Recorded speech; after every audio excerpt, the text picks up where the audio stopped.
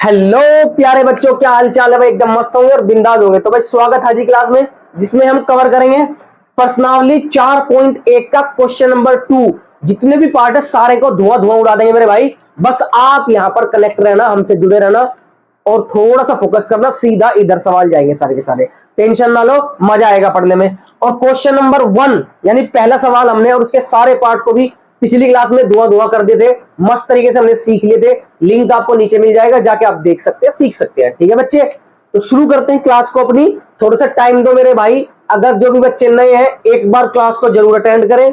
अगर समझ में ना आए तो अलग बात है, लेकिन ऐसा हो नहीं सकता कि समझ में ना आए। पूरी जान लगा देता हूं भाई आपको समझाने में। ठीक है, तो चलिए हम क्लास को शुरू करते हैं। पहला सवाल देखते हैं क्वेश्चन नंबर 2 का। तो क्वेश्चन नंबर 2 की कंडीशन क्या दे रखी है? कंडीशन है मेरे भाई कि द्विघात समीकरण के रूप में लिखना है आपको। आपको क्या लिखना है? द्विघात समीकरण बनानी है। ठीक है कि नहीं है? चलिए तो शुरू करते हैं। सवाल नंबर पहला क्या कह रहा है?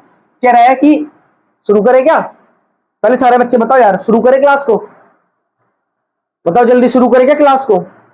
चलिए शुरू करते क्लास को मेरे भाई। ठीक है, चलिए शुरू करते। देखिए, एक आयताकार भूखंड का क्षेत्रफल 528 वर्ग मीटर है। यानी आयताकार भूखंड का मतलब है कि आयत के आकार का है वो क्षेत्र। ठीक है, क्षेत्र की लंबाई मीटरों में दे रखी है। इसमें दे रखी है मेरे भाई, मीटरों में दे रखी है। तो क्षेत्र की लंबाई चौड़ाई के दुगने से एक अधिक है। यानी चौड़ाई के दुगने से एक ज्यादा है लंबाई, है ना? तो हमें भूखंड की लंबाई और चौड़ाई ज्ञात करनी है। ये भी दे रखा है सवाल में। कंडीशन क्या दे रखी है कि द्विघात समीकरण बनानी है। और फिर बाद में ये भी पूछ लिया हमसे। तो मतलब हमने सारे पूछ लिए, फिर क्या छोड़ा भाई एनसीईआरटी ने, है ना? क्या छोड़ा बोर्ड वालों ने? कुछ नहीं ना। चलिए तो कोई बात नहीं, हम आराम से करेंगे, टेंशन ना लो। ठीक है, तो इसका हल देखते हैं मेरे भाई। बहुत ध्यान समझना प्यारे, समझ में आएगा भैया ये उम्मीद करता हूं। ठीक है, बस थोड़ा सा फोकस करो इधर, है ना? देखिए क्या कह रहा है कि आयताकार भूखंड है। तो आयताकार भूखंड है तो आयताकार बना लेते हैं मेरे भाई। तो ये बना लिया मैंने, आयत के आकार का एक कोई खेत ले लो इसको, है ना? एक प्लाट ले लो या तो। ये है मेरा आयत। आयत क्या होता है मेरे भाई? आयत होता है आपका जिसकी आमने सामने की भुजा बराबर हो। आमने सामने की भुजा क्या होती है? बराबर होती है मेरे भाई। उसे हम क्या कहते हैं? आयत कहते हैं। ठीक है कि नहीं है? लंबाई लंबाई के बराबर, चौड़ाई चौड़ाई के बराबर। इसे मेरे भाई हम लंबाई कहते हैं और इसे कह देंगे हम चौड़ाई। ठीक है प्यारे बच्चे? ठीक है गुरुजी। अब कहता है कि भैया जो लंबाई है वो चौड़ाई के दुगने से एक अधिक है और भूखंड की लंबाई और चौड़ाई ज्ञात करनी है। तो चौड़ाई के दुगने से है तो मतलब चौड़ाई माननी पड़ेगी। क्या माननी पड़ेगी? चौड़ाई। तो मान लिया कि भैया चौड़ाई जो है इसकी वो x मीटर है। क्या है मेरे भाई? x मीटर है ना? चौड़ाई मान ली हमने x। पहले फिगर समझ लो, यहां पे ड्रॉ हो गया तो फिर आराम से लिख देंगे वो चीजें। मान लिया हमने चौड़ाई जो है इसकी वो कितनी है? x मीटर है। ठीक है, तो अब लंबाई कितनी हो जाएगी? कह रहे लंबाई जो है वो चौड़ाई के दुगने से, तो चौड़ाई का दुगना, तो चौड़ाई तो x है तो इसका दुगना, इसके दुगने से, दुगना मतलब 2 से गुणा करना पड़ेगा। एक अधिक है, एक अधिक है बोले तो प्लस करना पड़ेगा। ठीक है मेरे भाई, ये कंडीशन है। ठीक है जी, क्या बात समझ में आ गई? यहां तक कोई दिक्कत परेशानी? यहां तक देखिए, कह रहा है कि चौड़ाई हमने मान ली x है और जो लंबाई है वो चौड़ाई के दुगने से एक ज्यादा है। मैच कर रहा है कि नहीं? चौड़ाई के दुगने से एक ज्यादा है। क्लियर है? चलिए अब यहां तक समझ में आया? फिर हो गया सवाल। बस क्या करना होता है, अब इसको लिखना पड़ेगा अपने को। क्या लिखना पड़ेगा? कि भैया माना माना आयताकार भूखंड की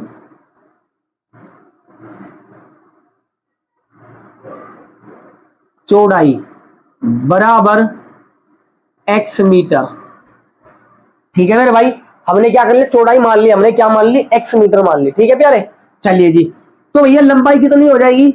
आयताकार भूखंड की लंबाई, लंबाई कितनी हो जाएगी भाई परसेंट के हिसाब से?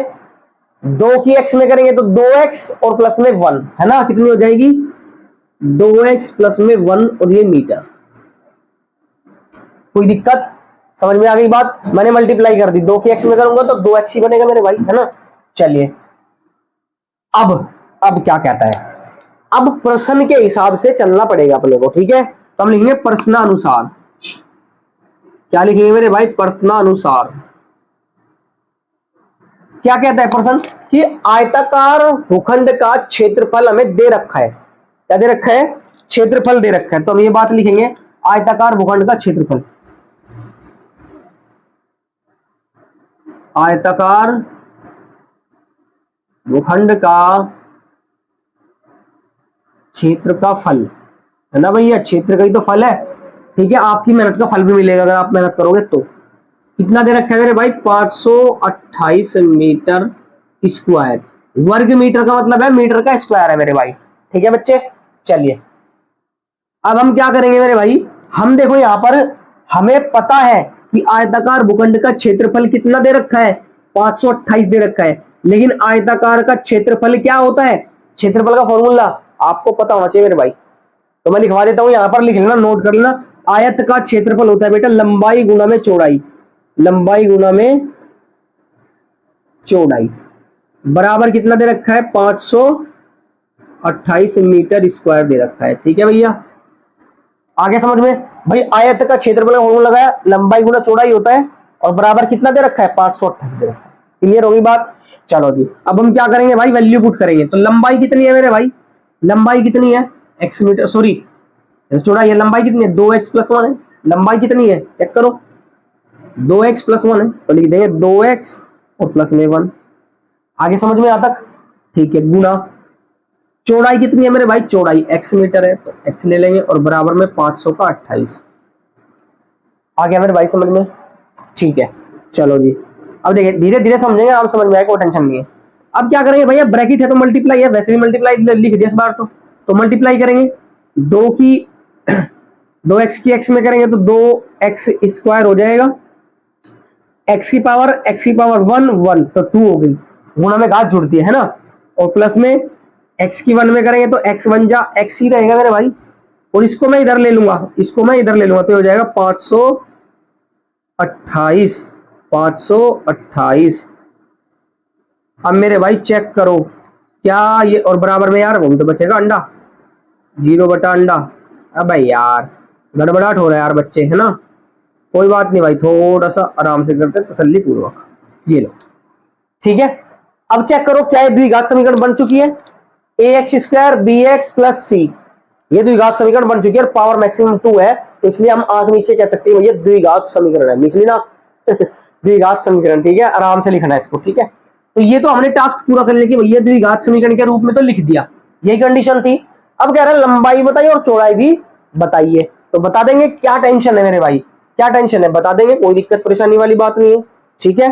तो अब हम क्या करेंगे, अब हम जो है एक सूत्र होता है जिसको अभी एनसीईआरटी में, अभी जो रिसेंटली एनसीईआरटी है उसमें द्विघाती सूत्र बताया गया है। क्या बताया गया है, द्विघाती सूत्र। लेकिन आज से कुछ साल पहले उसको हम लोग भैया अपनी भाषा में श्रीधराचार्य सूत्र कहते हैं। कौन सा सूत्र, श्रीधराचार्य फॉर्मूला, ठीक है। तो ये चीज हम करने वाले हैं, लेकिन पहले हम क्या करेंगे, हम करेंगे ax² + bx + c बराबर 0 से तुलना करेंगे मेरे भाई, क्या करेंगे, तुलना करने पर जब हम तुलना करेंगे तो भैया a की वैल्यू कितनी मिलेगी, तुलना करनी सिखाई थी मैंने लास्ट क्लासों में, है ना, यहां भी सिखा दूं। a का है x² के साथ है a, और यहाँ पे x² के साथ क्या है मेरे भाई, 2 है, तो a की वैल्यू कितनी हो जाएगी, 2 हो जाएगी। समझ में बात आ गई, क्लियर है। चलिए अब x के साथ यहाँ पे क्या है मेरे भाई, b है, यहाँ पे x के साथ क्या है गुरुजी, कुछ नहीं है, कुछ नहीं है, तो मतलब 1 है भैया, यहाँ पर 1 होता है, तो यहाँ पर हो जाएगा मेरा b की वैल्यू कितनी आ जाएगी, 1 आ जाएगी। चलिए c बराबर कितना आ जाएगा, c हमेशा खाली नंबर, तो बचा क्या, -528, -528।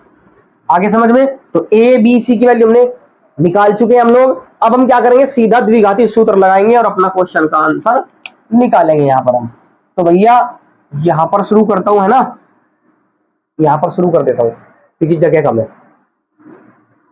ये लो जी, ठीक है भाई।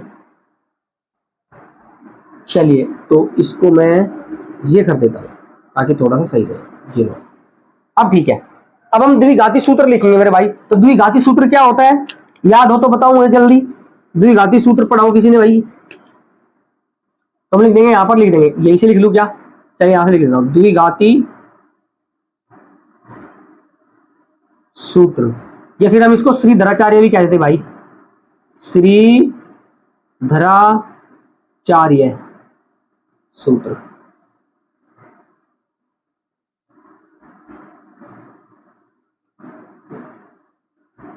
तो ये दोनों नाम है इसके, ठीक है ना। अभी द्विघाती सूत्र है, पहले श्रीधराचार्य सूत्र है। क्या होता है जरा एक बार बताइए। तो होता है मेरे भाई माइनस का B plus minus under root B square minus 4ac और अपोन में बेटा जी 2a होता है मेरे भाई। क्या होता है बच्चे? 2a होता है। क्या बात समझ में आ गई यहां तक? ये आपका द्विघाती सूत्र है, इसको भाई बिल्कुल अच्छे तरीके से अपनी कॉपी में लिख लो, काम का है, काम आएगा। ये कब लगता है? जब बड़ी संख्या है, जैसे यहां पर देखो 528 आ गया, तो बड़ी संख्या हो गई तो इसके फैक्टर करने थोड़े मुश्किल हो जाते हैं ना। या फिर कोई अगर किसी के भी फैक्टर ना हो, यानी गुणनखंड ना हो, उसमें हम श्रीधराचार्य सूत्र लगा सकते हैं। आ गया समझ में? और क्वेश्चन आपका हो जाएगा सोल्व। ठीक, चलिए तो इसमें भी कर लेते हैं मेरे भाई। तो क्या करेंगे, सबसे पहले धनात्मक चिन्ह लेंगे। कौन सा? धनात्मक। तो हम लिखेंगे बात धनात्मक चिन्ह लेने पर। धनात्मक बोले तो प्लस होता है मेरे भाई, ध्यान रखना, धनात्मक बोले तो प्लस होता है ना। तो प्लस का चिन्ह लेंगे यहाँ पे, एक बार प्लस का एक बार माइनस का, तो प्लस का ले लेंगे, काम बन जाएगा। तो माइनस का B plus under root B square minus 4ac और अपोन में 2a, ये हो जाएगा मेरे भाई। अब वैल्यू पुट करेंगे प्यारे, वैल्यू पुट करते चलेंगे। तो माइनस बी कितना है? बी 1 है, बी कितना है? 1 है, plus under root B square फिर 1 का स्क्वायर माइनस 4 इंटू, इन सबके बीच में मल्टीप्लाई है, 4 इंटू ए सी, तो ए कितना है? 2, तो 2 इंटू यानी मल्टीप्लाई यानी गुना है ना। और सी कितना है मेरे भाई? माइनस का 528 है, माइनस का 528 है। क्या ये बात हजम हो गई क्या मेरे भाई यहां तक बात? और 2a बोले तो 2 है, यहां तक हजम हो गई, कोई दिक्कत नहीं है, वैल्यू हमने रख दिया यहाँ पर। अब हम क्या करेंगे भैया, अब हम जरा इसको इधर सोल्व करना शुरू करेंगे। तो कैलकुलेट करो, कैलकुलेशन में ही ज्यादा बच्चे फंस जाते हैं। देखिए माइनस का 1, तो माइनस का 1 plus under root B square, तो एक का स्क्वायर तो मेरे भाई एक ही रहता है, एक का वर्ग एक ही होता है। अब देखिए गुना करेंगे तो minus minus plus, minus minus plus हो जाएगा, कितना हो जाएगा? प्लस हो जाएगा। अब मल्टीप्लाई करो, 4 दूनी 8 और 8 गुना में 528, 8 गुना में 528 कितना बनेगा मेरे भाई? 8 8 64 का 4 हासिल लगे 6, 8 दूनी 16 और 6 22 का 2 हासिल लगे 2 और 8 पंजे 40 और 2 42, तो 4224 हो गया मेरे भाई। कितना होगा? 4224 और बट्टे में 2a 2 दूनी 4, कितना हो गया? 2 दूनी 4। यहां तक कोई दिक्कत समझ में आ गया? बेहतरीन, ये हमने कर लिया। अब क्या करें मेरे भाई? माइनस का 1 प्लस अंडर रूट, ये कितना हो जाएगा भाई? 4224 और 1 25, तो 4225, कितना? 4225 हो जाएगा मेरे भाई, और बट्टे में 4, ये आपने देख लिया, ठीक है। आप कैलकुलेट करें आगे। तो मेरे भाई इसका स्क्वायर रूट किसका होता है? ये माइनस का 1 प्लस, ये किसका होता है? 4225 किसका स्क्वायर रूट होता है? आपको पता होना चाहिए। ये रेज करता हूं, देखिए यहां पर 4225 कैसे निकालते हैं। तो 4225 आपको निकालना है स्क्वायर रूट। तो देखिए 5 जो है 25 जो है किसका होता है? 5 का, लास्ट में 25 है ना, तो किसका होता है? 5 का होता है, ठीक है मेरे भाई। लास्ट में 25 हो तो 5 का होता है। अब ये 42 जो आता है इसको हम लिख सकते हैं 6 गुना में 7, 6 सत्ते 42, 6 सत्ते 42। तो हमेशा जो छोटा वाला आंसर ना वो यहां पर आ जाएगा मेरे भाई, ध्यान रखना। आगे समझ में, आगे समझ में 65 हो जाएगा, ठीक है। जो छोटा वाला है वो यहां पर आ जाएगा। तो ये बाद में ट्रिक बता दूंगा आपको, आप करके देख लेना। और ये बट्टे में 4, ठीक है भैया। तो अब कितना बनेगा मेरे भाई? आगे इसको सोल्व कर देते हैं। तो 65 माइनस 1 तो कितना हो गया? 64 अपोन में 4 और काट देंगे मेरे भाई तो 16 आ जाएगी। कितना आ जाएगा? 16 मीटर। तो ये किसकी वैल्यू आ गई? एक्स की वैल्यू। किसकी वैल्यू आ गई? एक्स की वैल्यू। तो एक्स कितना माना था हमने भैया? एक्स कितना माना था हमने?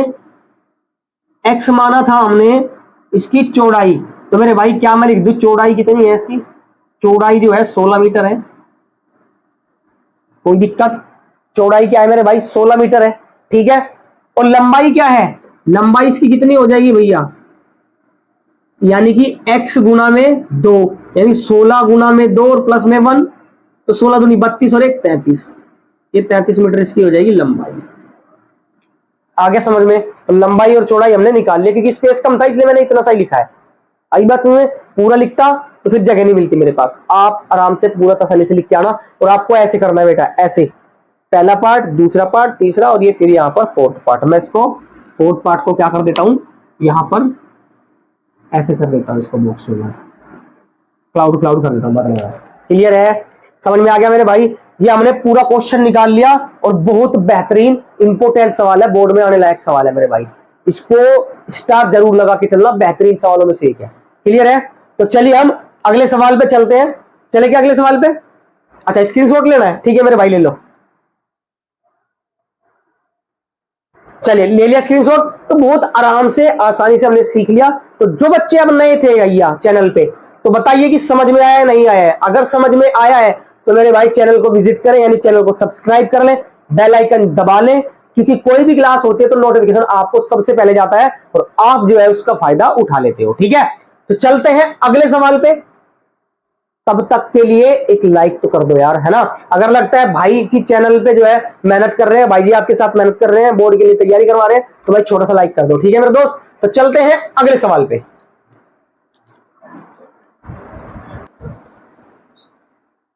तो बच्चों देखते हैं सेकंड पार्ट क्वेश्चन नंबर 2 का।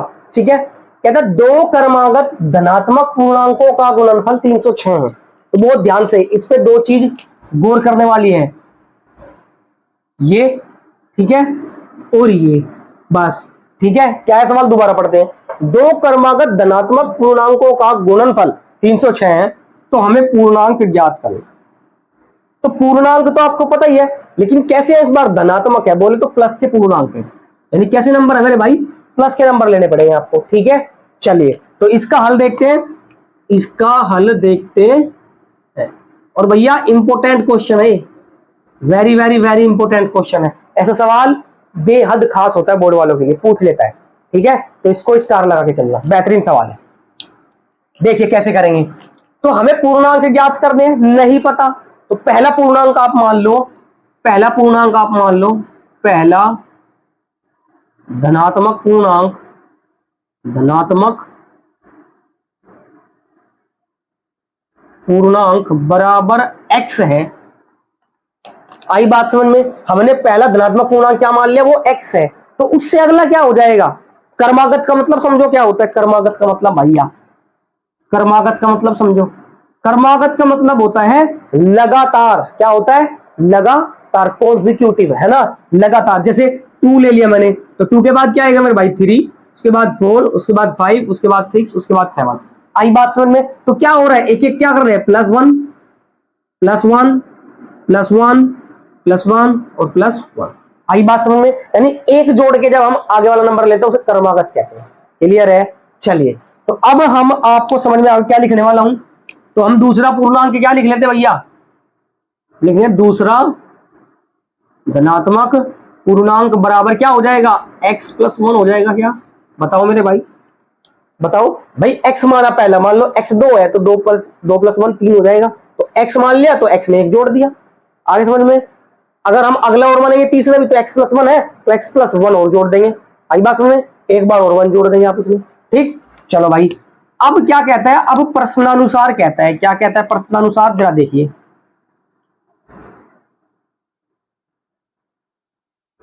क्या कह रहा है प्रश्नानुसार? कहता है इनका गुणनफल, इनका गुणनफल, ये मिटा दे। चलिए देखिए, इनका गुणनफल जो है वो 306 दे रखा है प्यारे भाई। क्या दे रखा है बच्चे? 306 दे रखा है। तो लिख लेंगे भाई, गुणनफल का मतलब होता है गुणा, आपको बताइए, है ना?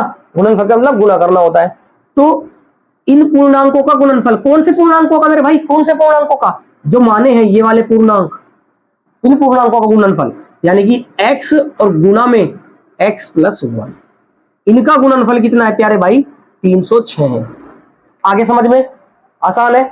चलिए, अब x की मल्टीप्लाई है तो मल्टीप्लाई कर लेंगे, तो x की मल्टीप्लाई x में करेंगे तो x की पावर 2 सही है कि नहीं है मेरे भाई? x की पावर 2 हो जाएगी, गुणा में घात जुड़ जाती है, और x की 1 में करेंगे x1 जा x प्लस में x और बराबर में कितना 306। अब इसको इधर ले लो क्योंकि द्विघात समीकरण बनानी होती है, तो इसको इधर लेंगे तो एक्स स्क्वायर प्लस में x इधर आएगा तो माइनस का 306 और बराबर में 0 बटा लड्डू। चेक कर लो मेरे भाई द्विघात समीकरण बन चुकी है नहीं बन चुकी है? बताओ कमेंट करके क्या ये द्विघात समीकरण है या नहीं है। यस और नो में आंसर दो मेरे भाई, अगर है तो यस करो, अगर नहीं है तो नो करो।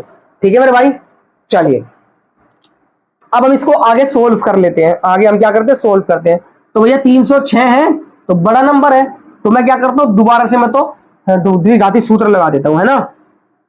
तो मैं निकाल लूंगा यहां पर a x square plus b x plus c बराबर 0 से तुलना कर दूंगा। क्या कर दूंगा भैया, तुलना करने पर तुलना करूंगा तो ए की वैल्यू मिलेगी, तो ए बराबर कितना मिलेगा, एक्स स्क्वायर के साथ जो होता है वो 1 है। बी की वैल्यू कितनी मिलेगी, जो एक्स के साथ है वो भी 1 है। और मेरे भाई सी की वैल्यू कितनी मिलेगी, माइनस का 306 मिलेगी। आगे समझ में, हमने ए बी सी की वैल्यू निकाल ली। अब हम क्या करेंगे, द्विघाती सूत्र लगाएंगे मेरे भाई। कौन सा सूत्र लगाएंगे, द्विघाती सूत्र, यानी कि श्रीधराचार्य फॉर्मूला। तो लिख देते हैं द्विघाती सूत्र, द्विघाती सूत्र से। अब द्विघाती सूत्र क्या होता है ना, कमेंट में जरूर लिखना क्या होता है, कमेंट में जरूर लिखना, ठीक है मेरे दोस्त, आपको याद होगा इससे। तो द्विघाती सूत्र क्या होता है, माइनस का B plus minus under root B square minus 4ac और अपोन में होता है मेरे भाई 2a। ठीक है, तो प्लस का चिन्ह ले लेंगे हम लोग, प्लस का चिन्ह है ना, तो हम लिखेंगे धनात्मक चिन्ह लेने पर, धनात्मक चिन्ह लेने पर, तो धनात्मक चिन्ह ले लेंगे मेरे भाई। वैल्यू रखते हैं, देखना जरा ध्यान से, वैल्यू पुट करेंगे यहाँ पर। तो माइनस का बी, तो माइनस बी की वैल्यू कितनी है, 1 है, बी की वैल्यू कितनी है, 1 है। धनात्मक ले रहे हैं तो प्लस ले लेंगे मेरे भाई, धनात्मक है तो प्लस ले लेंगे। अंडर रूट बी स्क्वायर मतलब 1 का स्क्वायर माइनस 4 इंटू यानी मल्टीप्लाई यानी गुणा, ठीक है, 4 गुना ए कितना है मेरे भाई, 1 है, ए तो 1 ही है, और गुना में 306, सी कितना है 306 और वो भी माइनस के 306, और बटे में 2a, तो 2 मल्टीप्लाई बाई 1, एक ही है, 2 गुना में 1 हो गया। ठीक, चलो जी अब क्या करें भैया, माइनस का 1 और प्लस अंडर रूट, 1 का स्क्वायर 1 ही रहेगा, ठीक है, और माइनस माइनस क्या हो जाएगा, प्लस हो जाएगा, क्योंकि गुना कर रहे हैं तो माइनस माइनस प्लस, 4 ही कम 4 और 4 गुना में 306, तो 4 गुना में 306 कितना बनेगा, 4 6 24, 24 का 4 हासिल लगे 2, 4 0 0 2 का 2 और 4 3 12, और बट्टे में कितना है, 2 ही कम 2 है। आ गया मेरे भाई समझ में, कोई दिक्कत बच्चे? चलिए तो माइनस का 1 और प्लस अंडर रूट कितना हो जाएगा भाई, 1224 और 1 1225, 1225 और बट्टे में कितना है 2, तो माइनस का 1 और प्लस का, ये किसका स्क्वायर रूट होता है भैया, 1225 किसका स्क्वायर रूट होता है मेरे भाई, तो देख लो जरा। अब 25 है लास्ट में तो किसका होगा, 5 का, 25 है तो 5 का होगा। अब 12 को कैसे लिख सकते हैं आप, 3 गुना में 4, अब जो छोटा वाला नंबर होता है, छोटा वाला नंबर यहाँ पर आ जाता है, सॉरी छोटा वाला तो 3 है ना, तो कितना आ जाता है 35 का हो जाता है, कितना हो जाता है मेरे भाई 35 का हो जाता है। आगे समझ में, और बट्टे में कितना है 2, इसको सोल्व करेंगे तो प्लस माइनस माइनस, 35 में से 1 गया 34, 34 बट्टे में 2 और डिवाइड करूंगा तो कितना आ जाएगा मेरे भाई, काट के 17 आ जाएगा, कितना आ जाएगा मेरे भाई 17 आ जाएगा, कितना आ जाएगा मेरे भाई 17 आ जाएगा। तो कितना आ गया 17 आ गया, तो x की वैल्यू कितनी आ गई 17 आ गई है ना। यहाँ पर हमें x की वैल्यू निकालते हैं, देखा द्विघाती सूत्र क्या होता है, हल निकालने के लिए होता है, तो किसकी वैल्यू निकालते हैं मेरे भाई, x की वैल्यू निकालते हैं हम लोग, इसकी वैल्यू निकालते हैं, यहाँ पर x की वैल्यू निकालने चलते हैं। ठीक है, तो x की वैल्यू कितनी आ गई, x की वैल्यू आ गई मेरी 17, x बराबर कितना आ गया मेरा 17। अब एक बात बताओ, क्या x क्या माना था हमने, पूर्णांक माना था, तो पहला पूर्णांक क्या है, तो पहला पूर्णांक क्या है, पूर्णांक जो है हमारा वो तो है पहला 17, और दूसरा क्या हो जाएगा, दूसरा पूर्णांक उससे अगला, यानी 17 प्लस में 1 करना पड़ेगा, यानी x प्लस में 1, 17 प्लस 1 तो कितना हो गया, क्रमागत है तो कितना हो जाएगा 18। आगे समझ में? तो उम्मीद करता हूं यार क्वेश्चन समझ में आया होगा, सॉल्यूशन समझ में आया होगा, आपको हल भी समझ में आ गया होगा इसका। ठीक है मेरे दोस्त, तो अगर आया है समझ में तो चैनल को जरूर सब्सक्राइब करें भैया, सपोर्ट करें। रिक्वेस्ट है आप लोगों से, बेल आइकन जरूर दबा लें। ठीक है, इसका स्क्रीनशॉट भी ले ले भाई, ये भी रिक्वेस्ट है साथ साथ, क्योंकि नोट्स बनाते चलना ज्यादा बेहतर रहेगा आपके लिए आगे सर्वाइव करने के लिए। ठीक है, बोर्ड में ज्यादा आसान रहेगा। क्लियर है? तो चलिए हम देरी न करते, थर्ड क्वेश्चन देखते हैं, इसका थर्ड पार्ट, 2 का थर्ड पार्ट। ठीक है, तो चलिए प्यारे बच्चे,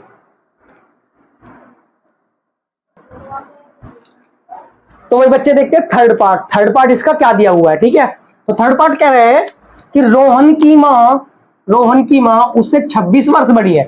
रोहन और उसकी मां दो लोग हैं, है ना? तो रोहन की मां उससे 26 वर्ष बड़ी है। उनकी आयु का गुणनफल अब से 3 वर्ष पश्चात, पश्चात बोल तो बाद में, है ना, 360 हो जाएगा। तो रोहन की वर्तमान आयु क्या है ये बतानी है अपने को। ठीक है, तो पश्चात का मतलब होता है बाद में, यानी प्लस करना पड़ेगा। ठीक है मेरे भाई, चलिए तो हम हल देखेंगे इसका, बड़ी आसानी से समझ में आ जाएगा। ठीक है, टेंशन नहीं लेनी है, बस थोड़ा सा फोकस करना है यहाँ पे। ठीक है, तो हम लिखेंगे माना रोहन की वर्तमान आयु बराबर x वर्ष है। कितने वर्ष है मेरे भाई? x वर्ष है। रोहन की पूछ रहे तो रोहन की मान लेंगे, रोहन की पूछे तो रोहन की मान लेंगे। अब रोहन की जब x वर्ष है तो रोहन की मां उससे कितने साल बड़ी है? 26 साल बड़ी है, यानी कि उसकी मां की आयु कितनी हो जाएगी? तो मां की आयु बराबर कितनी हो जाएगी? x प्लस में 26 वर्ष हो जाएगी। क्या भाई बताओ, सही बात है या नहीं है? रोहन की मां की आयु क्या x से 26 ज्यादा हो जाएगी? 26 वर्ष बड़ी है। ठीक है, चलो जी, अब कहता 3 वर्ष पश्चात, 3 वर्ष पश्चात, तो हम 3 वर्ष बाद की बात कर लेते हैं। 3 वर्ष पश्चात,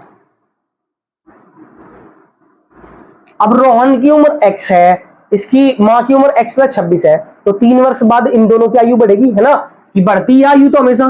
तो भैया रोहन की आयु कितनी हो जाएगी? रोहन की आयु हो जाएगी x प्लस में 3 वर्ष। सही बात है कि नहीं है? अब रोहन की मां की कितनी हो जाएगी? तो मां की आयु भी तो बढ़ेगी मेरे भाई। मां की आयु तो कितनी है मां की? x प्लस 26 और प्लस में क्या हो जाएगा? 3, जोड़ना पड़ेगा भैया, जोड़ना पड़ेगा। तो क्या मैं इसको लिख सकता हूं कि x प्लस में 29 वर्ष, जोड़ दिया 26 और 3 29 साल की हो जाएगी, है ना, x प्लस 29 हो जाएगा। क्लियर है? अब प्रश्नानुसार लिखेंगे मेरे भाई, क्या लिखेंगे हम? प्रश्नानुसार, क्योंकि जो प्रश्न कह रहा है उसके हिसाब से हम काम को कर देंगे। क्या कह रहा है प्रश्नानुसार? कह रहा है उनकी आयु का गुणनफल अब से 3 वर्ष बाद इतना हो जाएगा। तो आयु का गुणनफल, तो आयु का गुणनफल 3 वर्ष बाद की बात हो रही है, तो ये और ये ले लेंगे। ठीक है, तो आयु का गुणनफल प्रश्नानुसार क्या हो जाएगा? x प्लस 3 और x प्लस 29 बराबर 360 हो जाएगा। ये हमारा क्या है? ये हमारा प्रश्न कह रहा है। ठीक है, सवाल कह रहा है कि भैया उनकी आयु का गुणनफल अब से 3 वर्ष बाद, तो अब तो ये है 3 वर्ष बाद की आयु ये है इनकी। ठीक है, इनका गुणनफल, ब्रैकेट बोले तो गुणनफल, ब्रैकेट बोले तो गुणनफल है। ठीक है मेरे भाई, अब मल्टीप्लाई करेंगे तो x की मल्टीप्लाई x में करेंगे तो x की पावर 2 प्लस 29 की करेंगे तो 29x यानी कि 29x, प्लस में 3 की करेंगे फिर 3x और प्लस में 29 87 87 और बराबर में 360। ठीक है भाई, सबको इधर ही ले लेंगे, कोई दिक्कत नहीं है। तो एक्स स्क्वायर, अब देखिए 29x और 3x तो कितना हो गया? 32x, और ये इधर आएगा तो कैसा हो जाएगा? माइनस का 360 और बराबर में क्या बचेगा? 0। आ रहेगी नहीं समझ में? इसको मैंने इधर ले लिया। ठीक है, अब प्लस माइनस माइनस हो जाएगा, घटा देंगे भैया। एक्स स्क्वायर प्लस में 32x और ये माइनस का कितना बच जाएगा? 10 में से 7 जाएंगे तो 3 बचेगा। सही है, 10 में से 7 जाएंगे 3 बचेगा, और 5 यानी 15 में से 8 जाएंगे तो 7 बचेगा। 15 में से और 2 का 2, 273 और बराबर में क्या बच जाएगा? 0। चेक कर लो मेरे भाई, चेक कर लो, क्या ये द्विघात समीकरण है? क्या द्विघात समीकरण है? Yes sir. तो मेरे भाई अब आपको द्विघाती सूत्र लगाना है और ये आपका होमवर्क में है। इसकी मुझे रोहन की आयु बता देना, रोहन की आयु मुझे बता देना मेरे भाई।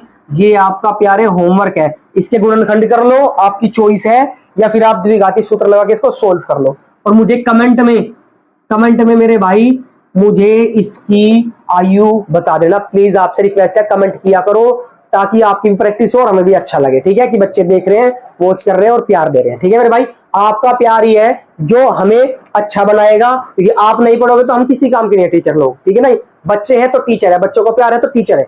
आई बात समझ में? तो भैया यहां तक हमने देख लिया, अब हम अगले सवाल पे चलेंगे। फोर्थ पार्ट है इसका, लास्ट, और बहुत ज्यादा इंपॉर्टेंट है क्योंकि रेलगाड़ी संबंधित एक ही सवाल है। ठीक है मेरे भाई, तो देरी न करते हुए चलते हैं अगले वाले फोर्थ पार्ट पे। तो मेरे प्यारे बच्चे देखते हैं फोर्थ पार्ट हमारे को क्या दिया गया। रेलगाड़ी वाला सवाल है, अपने आप में बहुत इंपॉर्टेंट है भाई। तो रेलगाड़ी वाला सवाल आप बहुत ध्यान समझना क्योंकि इंपॉर्टेंट है। ठीक है, क्या कह रहे हैं, सवाल पढ़ते हैं। कह रहे हैं कि एक रेलगाड़ी 480 किलोमीटर की दूरी समान चाल से, चाल कैसी है, समान है, एक जैसी चाल है, बदल नहीं रही है ना, समान चाल से तय करती है, कोई दिक्कत नहीं है। ठीक है, यदि इसकी चाल 8 किलोमीटर प्रति घंटा कम होती, अगर चाल कम होती इसकी, है ना, तो उसी दूरी को, यानी दूरी सेम है, उसी दूरी को तय करने में 3 घंटे अधिक समय लेती। आई बात समझ में? तो कहता है रेलगाड़ी की चाल बताइए भाई साहब क्या होगी। तो कोई बात नहीं, बता देंगे, क्या टेंशन है ना। तो इसका हल देखते हैं, जरा ध्यान से देखना, समझ में आ जाएगा, कोई दिक्कत नहीं है, समझ में आ जाएगा, बस थोड़ा सा फोकस करना, चील की निगाह बोर्ड पे होनी चाहिए। ठीक है, तो रेलगाड़ी की चाल हमें बतानी है, और रेलगाड़ी की चाल जब नहीं पता तो क्या मानते मेरे भाई, सर जी एक्स मानते हैं, बिल्कुल ठीक मेरे भाई। तो माना रेलगाड़ी की चाल, माना रेलगाड़ी की चाल कितनी है मेरे भाई, x किलोमीटर प्रति घंटा है। कितनी है, x किलोमीटर प्रति घंटा है, मैंने मान ली। अब अगर x किलोमीटर प्रति घंटा रेलगाड़ी की चाल है, और कितनी जा रही है रेलगाड़ी, 480 किलोमीटर जा रही है ना, और चाल कितनी है, x किलोमीटर है, तो भैया इसका आपने एक सूत्र पढ़ा होगा लास्ट क्लास में कि भैया समय बराबर होता है आपका, यानी t समय बराबर होता है दूरी बट्टे चाल। क्या होता है, दूरी बट्टे चाल। आई बात समझ में, दूरी बट्टे चाल होता है कि नहीं है। यही चीज हम लगाएंगे इस वाले फॉर्मेट में, फॉर्मूला। ठीक है सॉरी। तो अगर रेलगाड़ी 480 किलोमीटर जाए तो 480 किलोमीटर जाने में लगा समय T1 मान लेता हूं। क्या मान लेता हूं मेरे भाई, T1 मान लेता हूं, है ना, टाइम है ना, टाइम है तो T1 मान लेता हूं। तो क्या होता है, दूरी बट्टे चाल होता है। क्या होता है, दूरी बट्टे, फॉर्मूला भी लिख दो साथ साथ, है ना, दूरी बट्टे क्या होता है, चाल होता है। तो दूरी बट्टे चाल, दूरी कितनी है भैया, 480 किलोमीटर, और टाइम, चाल कितनी है मेरे भाई, दूरी बट्टे चाल, चाल है x किलोमीटर प्रति घंटा, तो x किलोमीटर प्रति घंटा। इससे ये कैंसिल हो गया, तो बचा क्या, 480 और बट्टे में x घंटे, ये बच गया मेरा T1। ठीक है मेरे भाई, क्या बच गया, ये बच गया मेरा T1। टाइम कितना ले रही है वो, 480 बटे x घंटे ले रही है। समझ में आ गई बात, कि अगर वो 480 किलोमीटर जाएगी और उसकी रफ्तार x किलोमीटर प्रति घंटा है, तो 480 बटे x। अब x की वैल्यू कुछ भी हो सकती है, यही तो निकालना होता है ना। चलिए, तो यहां पर मेरा T1 आ चुका है, कोई दिक्कत नहीं, समीकरण एक भी लिख सकते हैं, लेकिन कोई जरूरत नहीं है, T1 लिख दिया पहले। ठीक है, अब क्या कह रहा है, शर्त दूसरी से। अब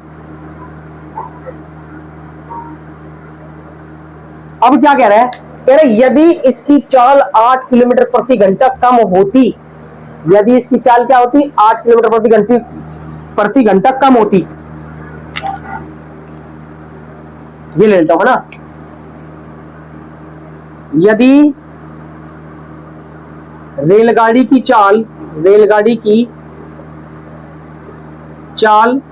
8 किलोमीटर प्रति घंटा कम होती, क्या होती, कम होती, तो क्या होता, है ना। अब 8 किलोमीटर प्रति घंटा कम का मतलब क्या है, कि पहले तो वो x किलोमीटर चल रहा था, अब वो 8 कम चल रहा है, मतलब माइनस करना पड़ेगा। कम का मतलब प्यारे लाल क्या होता है, माइनस करना पड़ेगा।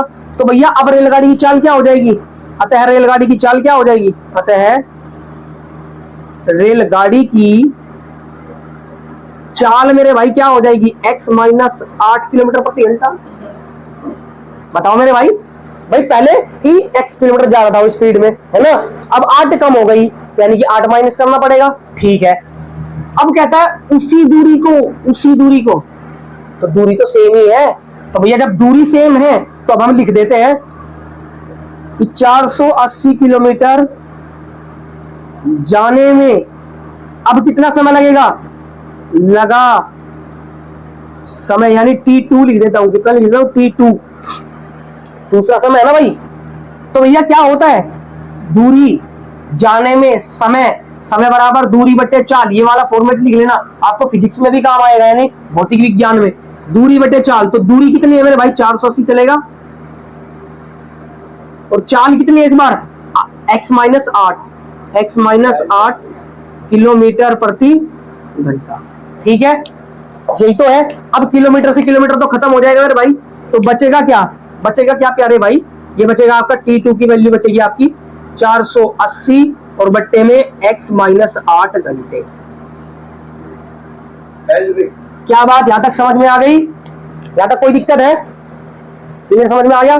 चलिए, तो हमने T1 भी निकाल लिया, T2 भी, अगर वो इतना चलता तो इतना समय लेता, अगर वो बढ़ा दे घटा दे तो वो इतना समय लेगा, बढ़ाएंगे तो प्लस कर देंगे, घटाएंगे तो माइनस कर देंगे। क्लियर मेरे भाई। चलिए अब हम इधर इसको इरेज करते हैं और इधर आ जाते हैं अपने सवाल पे, क्योंकि हमें क्या बनाना है, द्विघात समीकरण बनानी है। जब द्विघात समीकरण बन जाती है तो हमारा क्वेश्चन हो जाता है आधे से ज्यादा सोल्व, ठीक है। तो यहां पर हम क्या खींचेंगे, दीवार खींचेंगे और हम प्रश्नानुसार बोलेंगे। क्या बोलेंगे भैया, प्रश्नानुसार बोलेंगे, ठीक है। अब देखो कह रहा है कि उसी दूरी को तय करने में 3 घंटे अधिक समय लेती है। अब एक बात बताओ, जब स्पीड कम होगी तो टाइम तो ज्यादा लेगी, कोई भी चीज हो चाहे, है ना। अगर आप स्लो मोशन में चल रहे हो तो ज्यादा लेट पहुंचोगे, नहीं पहुंचोगे, तो ज्यादा टाइम लेगी, ठीक है। तो इसने बोला 3 घंटे अधिक लेती है। तो प्रश्नानुसार क्या करेंगे कि भैया T1 माइनस T2 और बराबर में 3, क्या लिख देंगे, T1 माइनस T2 बराबर में 3, ये हम फॉर्मेट कर देंगे तैयार अपना, ठीक है। अब हम इनकी वैल्यू रख देंगे, बस आसान हो जाएगा, है ना। देखिए जरा, T1 कितना है 480 और बट्टे में x, यही तो है मेरे भाई, माइनस 400, T2 कितना है 480 और माइनस x माइनस 8, कितना है x माइनस 8 और बराबर में कितना है मेरे भाई 3। आ गया समझ में कि भैया ये इससे ज्यादा समय ले रही है, कितने 3 घंटे ज्यादा समय ले रही है, तो माइनस करना पड़ेगा, ठीक है। तो भैया क्या करेंगे, कैलकुलेट करेंगे, एलसीएम ले देंगे। तो एलसीएम कितना आ जाएगा मेरे भाई, x माइनस 8 आ जाएगा यहाँ पर, सेम टू सेम। इसका एलसीएम लेना आता है कि नहीं, x और x माइनस 8 की मल्टीप्लाई करते हैं, तो मल्टीप्लाई बाद में करते हैं क्योंकि ब्रैकेट लगा चुके हैं, ब्रैकेट लगा देना तो मल्टीप्लाई है। अब क्या करें भैया, क्रॉस मल्टीप्लाई करें, इसकी इधर और इसकी इधर। तो 480 की x में करेंगे तो 480x, 480 की x में करेंगे तो 480x, कोई दिक्कत नहीं, माइनस 8 की करेंगे कितने में, 8 0 0 और 8 8 64 का 4, हासिल लगे 6, 8 चौक 32 और 6 38, तो जाएगा 3840 और माइनस, फिर इसकी मल्टीप्लाई इधर करेंगे तो 480 की x में करेंगे तो 480x और बराबर में मेरे भाई 3। कोई दिक्कत, हमने क्रॉस मल्टीप्लाई कर दी, एलसीएम लेके कैलकुलेट कर दिया। अब हम क्या करेंगे अगली लाइन से, अब देखना जरा, 480x ये वाला और ये वाला, ये माइनस का ये प्लस का, क्या मैं कैंसिल कर दूं इसको, कैसे कैंसिल कर दूं भाई, काट दूं, है ना। बचेगा क्या मेरे भाई, माइनस का 3840 और बटे में इसकी मल्टीप्लाई करता हूं, x की करेंगे कितना हो जाएगा, x की पावर 2 और माइनस 8x और बराबर में मेरे भाई 3 बचेगा, ठीक है। इसके बटे में एक होता है क्रॉस मल्टीप्लाई कर दो, इसकी इधर और इसकी इधर।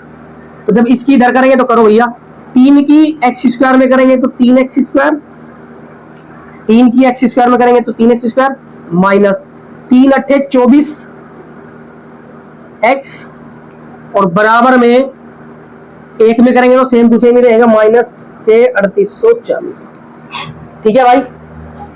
क्या करेंगे अब, यहां पर इसको इधर ले आएंगे मेरे भाई, इसको इधर ले आओ तो ये हो जाएगा कितना, या फिर एक काम कर लो है ना, यहां से कॉमन आ जाएगा 3, तो 3 कॉमन ले लो तो कितना बचेगा एक्स स्क्वायर माइनस के 3 अट्ठे 24x और बराबर में माइनस के 3840, 3 मल्टीप्लाई में उधर जाकर डिवाइड में चला जाएगा, तो एक्स स्क्वायर माइनस के 8x बराबर, इससे डायरेक्ट हम काट सकते हैं, कितने में कटेगा भैया 3 एकम 3, 3 दूनी 6, 2 3 अट्ठे 24 और 0, तो माइनस के 1280।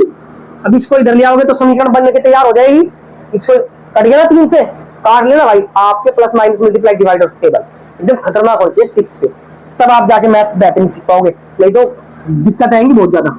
तो अब हम क्या कर सकते हैं मेरे भाई, इसको हम इधर ला सकते हैं, तो एक्स स्क्वायर माइनस में 8x और प्लस का 1280 बराबर में 0, ये आपकी द्विघात समीकरण बनके रेडी हो चुकी है मेरे भाई, चेक कर लो, ax स्क्वायर bx और c तीनों नंबर है हमारे पास सॉरी बच्चों। तो क्या यहां तक कोई दिक्कत है, नहीं है, समीकरण आ चुकी है। अब आप क्या करोगे मेरे भाई, अब आपको मैं थोड़ा सा काम दे रहा हूं, आप द्विघाती सूत्र लगाओगे, क्या लगाओगे, द्विघाती सूत्र आप लगाओगे यहां पर और x की वैल्यू निकालोगे, ठीक है, x की वैल्यू निकल जाएगी तो सिंपली आपकी रेलगाड़ी की चाल निकल जाएगी, ठीक है।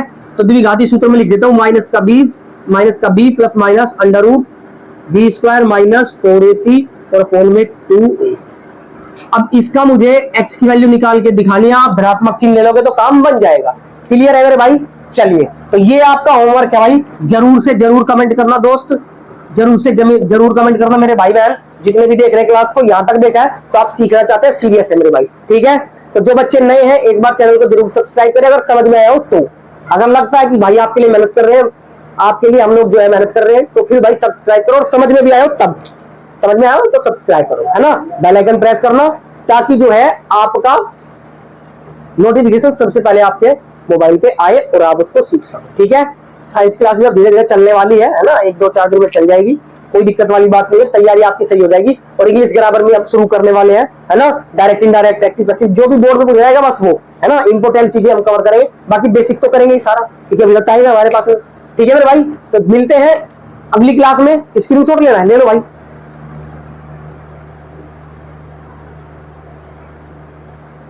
तो चलिए ले ले स्क्रीनशॉट। तो भैया उम्मीद करता हूं क्लास अच्छी लगी होगी, अच्छी लगी है तो लाइक करें, शेयर करें, सब्सक्राइब करें। टाटा बाय बाय, मिलते हैं अगली क्लास में, धमाकेदार क्लास में, तब तक के लिए ऑल द वेरी बेस्ट, पढ़ते रहिए।